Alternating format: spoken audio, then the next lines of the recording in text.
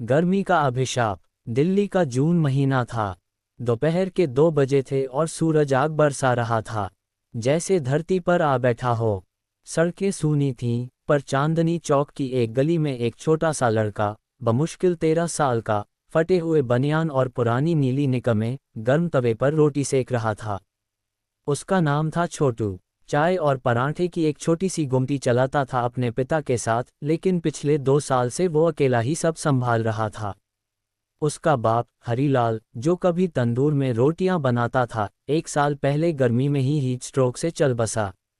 माँ पहले ही बीमारी के चलते गुजर चुकी थी। घर में सिर्फ छोटू और उसकी छोटी बहन पिंकी रह गए थे। गर्मी हर साल आती थी, लेकिन इस बार जैसे उसका कहर ही कुछ और था। छोटू सुबह 5 बजे उठता। पानी की लाइन आती थी सुबह 6 बजे। बाल्टी भरने की होड़ में उसके नन्हे हाथ भीड़ में खो जाते थे। कई बार तो बड़ी औरतें उसे धकेल देतीं, लेकिन वो हार नहीं मानता। पिंकी को पानी चाहिए, यही सोचकर वह जमीन पर गिरते हुए भी बाल्टी नहीं छोड़ता। गर्मियों में बिजली भी अक्सर जाती थी। एक पंखा भी नसीब नहीं था उनके जुगीनुमा घर में। पिंकी कई बार गर्मी से बेहाल होकर रात को रो पड़ती, भैया बहुत गर्मी है, नींद नहीं आ रही। छोटू उसके सिर पर भींगा रुमाल रखता और खुद अखबार से हवा करता।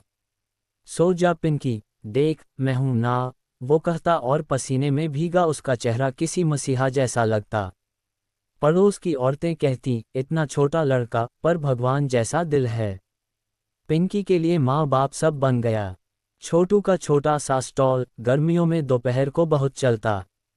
मजदूर, रिक्शे वाले, कुछ दुकानदार सब उसके पराठे खाते। वो जानता था कि ज़्यादा पैसे नहीं मिलेंगे, पर जितना भी मिलता वही उसके लिए बहुत था।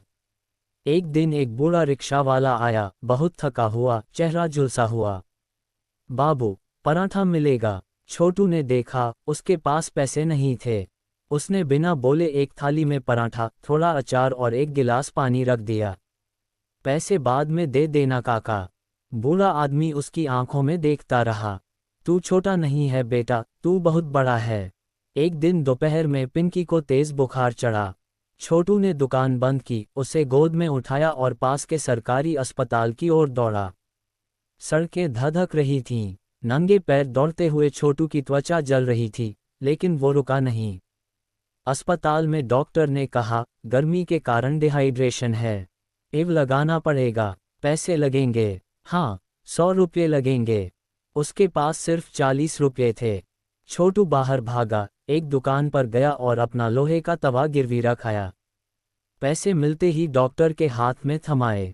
उस रात पिंकी को थोड़ा आराम मिला। 2 हफ्ते ऐसे ही गुजर गए। गर्मी अब और भी बढ़ गई थी।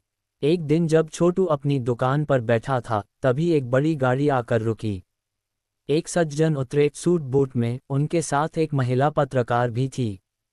तुम ही हो छोटू? उन्होंने पूछा। जी। तुम्हारे बारे में एक बूढ़े रिक्शे वाले ने बताया कि कैसे तुमने उसे खाना खिलाया और कैसे अपनी बहन के लिए दिन रात मेहनत करते हो। हम तुम्हारी मदद करना चाहते हैं। छोटू चौंक गया। मुझे मदद नहीं चाहिए साहब, सिर्फ इतना चाहिए कि मेरी बहन पढ़ लिख जाए। वो मुस्कुराए, वही तो हम भी चाहते हैं। अगले दिन स्थानीय अखबार में एक खबर छपी, गर्मी के देवता, 13 साल का छोटू, जिसने रिश्तों को तपती दोपहर में सींचा। कुछ दिन बाद ही एक एनजीओ ने छोटू और पिंकी को एक छोटा सा पक्का कमरा दिलवाया, कूलर के साथ। पिंकी को पास के स्कूल में दाखिला मिल गया। छोटू के लिए भी शाम की कक्षा की व्यवस्था हुई। अब छोटू सुबह दुकान चलाता और शाम को पढ़ाई करता। गर्मी अब भी थी, सूरज अब भी तपता था, लेकिन अब वह गर्मी एक नया रूप ले चुकी थी, संघर्ष की तपिश से प्रेरणा की धूप बन चुकी थी। अब छोटू 18 का हो चुका था।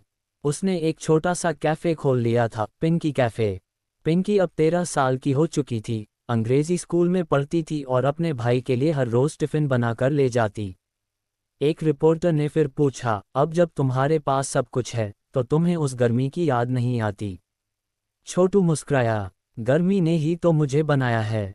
वो अभिशाप नहीं था, वो तपस्या थी, जिसने मुझे इंसान से भाई, पिता और फिर जिम्मेदार नागरिक बना दिया।